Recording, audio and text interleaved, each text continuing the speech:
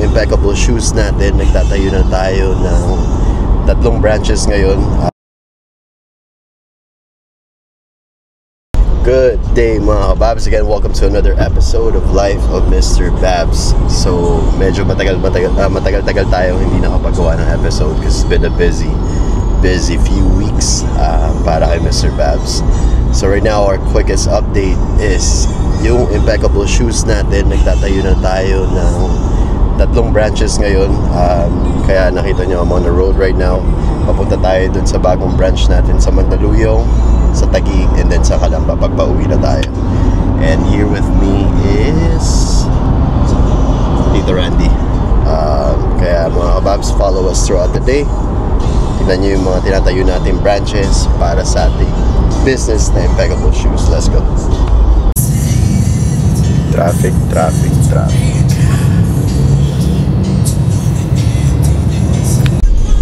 Alright mga babs, malapit na tayo sa unang location natin na pupuntahan today. We are 7 minutes away from our Mandaluyong branch. Turn right onto Mesilo Circle, then turn right onto Bonnie Avenue. Dito tayo sa circle na mga kababs. Dito yung location natin. Lapit lang tayo sa circle. Dito tayo mismo mga kababs sa Bonnie Avenue. In 200 meters, your destination will be on the right. So ito na yung lugar natin mga kababs. RPM building. Malapit lang tayo dito lahat. Punta muna tayo sa admin mga kababs para mag-fill up ng forms para dun sa deposit natin. Kaya ito si Sir. Sir, hi ka sa vlog ko. Hi kayo sa vlog ko. Walang partner natin, my brother Jules dito.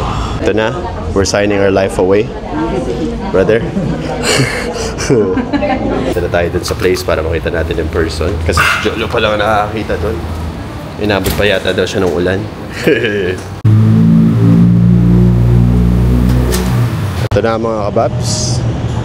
Pusa din ni ate para makita natin yung location. Yan. Ito na po yung magiging location natin mga kababs of our impeccable shoes dito sa Mandaluyong. Alright mga kababs, kakatapos lang natin dun sa Mandaluyong branch natin. Ngayon naman on the way na tayo ni Tito Randy doon sa ating Taguig branch kasi nagsimula na rin yung construction dun. Malapit na rin tayo dun. So let's go, follow us. Mga babs, nandito na tayo sa Taguig. Pero first of all, daan muna tayo sa Santa Ana Church to pray for all of the blessings and say thank you. Ay mga kababs, papunta na tayo dun sa location natin. Yung bagong location natin dito rin na branch ng impeccable shoes sa Taguig is malapit lang po sa simbahan. Dito lang yung simbahan, and then yung location natin is dito lang po siya mismo. It's a very good location also para sa impeccable shoes natin. Very busy area, kaya sa mga taga-Taguig, Santa Ana, come visit us soon dito sa Santa Ana Taguig branch ng impeccable shoes. Pakita natin sa inyo, they're already constructing now. So ito na yung magiging branch natin mga kababs dito sa Taguig branch. Sorry. Ayan na, ang ating construction team. Nagsimula na sila. Si tatay, oh, parang nasa Laguna ka lang, ah.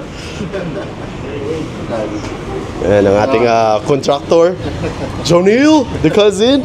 Kamusta, Nas? Alright, boys, we are all set. Papunta na kami sa Calamba. Love you, Nas. I'll see you. Panabala. Nas, bye-bye. I'll see you. Alright, mga kababs, pabalik na tayo sa Laguna. Daanan naman natin yung Calamba branch natin na tinatayo doon. Let's back on the road. Time check. It is 12:30 na. Magla-lunch muna kami ni Tito Randy. Gutom na rin yan. Gutom na rin ako. KFC sa SLEX. Kain muna tayo. KFC. At gutom na rin tayo. Favorite namin ito ni Tito Randy. Okay po. KFC.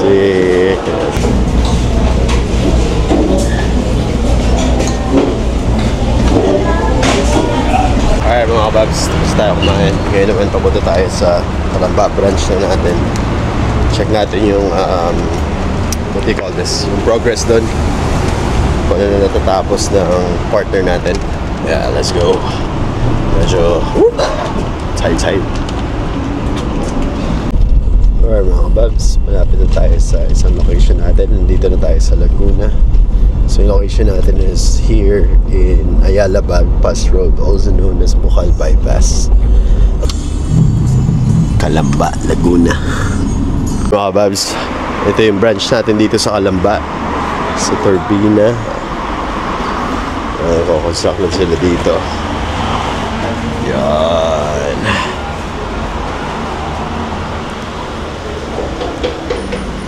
So meron ding car wash dito mga kababs, tsaka meron ding burger joint na pwede nyo kainan pag pumunta kaya dito.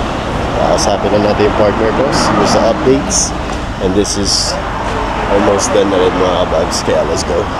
And we are back home base na mga kababs. Thank you for watching this episode. We'll see you guys again real soon.